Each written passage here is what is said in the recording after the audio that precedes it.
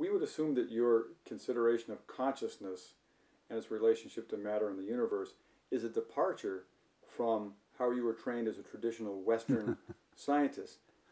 At what point did your thinking change?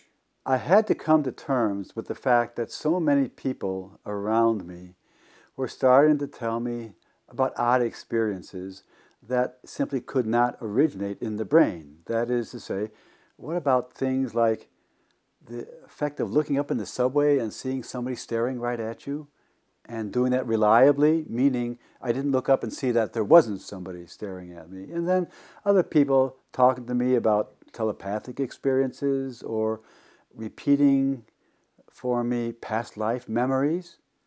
And then learning from academic research that these kinds of things are confirmed now, that people who do have memories of ancestral homes sometimes go back to Ireland and remember that, when you get to the top of the hill and look down, there's the house and there's a tree next to the pond. And they go back, and indeed, when they get to the top of the hill, they look down and there is the house and the tree next to the pond. How do those things happen if consciousness is simply in the brain? I don't believe that the brain survives from one life to the next, so it struck me that these people are all shouting at me that consciousness is someplace else. It's universe-wide. It's a shared common experience and therefore probably related to the collective unconscious. And then just picking up things that I would hear in hush-hush scholarly circles like, oh yes, the CIA has had remote viewing programs in the 70s era, and they were considered successful enough that the CIA pursued them to great length. That people who I know and trust would only incidentally report to me in course of conversation that, oh yes, there was the time when I was 6 years old and I went to my mother's bedroom and woke her up. Mommy, you've got to call grandmother. Something's terrible has happened. Oh, go to bed, Roy. You're just imagining that. But Mommy, no. You have to call grandmother.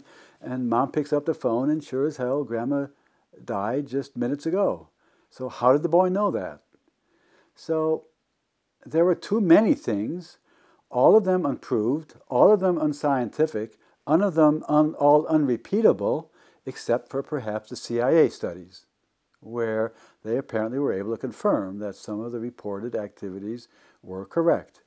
And so this left me in a space of not knowing if I believe or disbelieve, but at least not automatically disbelieving, which is the official policy of the university system.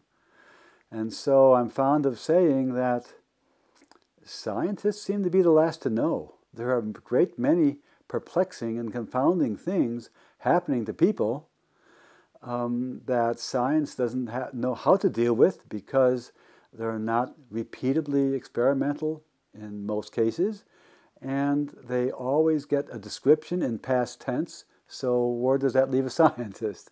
It's not that I'm critical of the science community. They deal with methods that are well established and deal with these situations the best they can, but with all of these weird phenomena, and let's just name a few. There's telepathy, there's wide classes of parapsychological phenomena, like people anticipating what will be on the card before the card is flipped, or people being able to affect random number generators and things of this kind, all reasonably documented, or many reasonably documented in double-blind experiments and available in the literature. Our Journal of Cosmology has articles in the consciousness issue that detail how many of these things seem to be statistically significant and therefore on the table of science.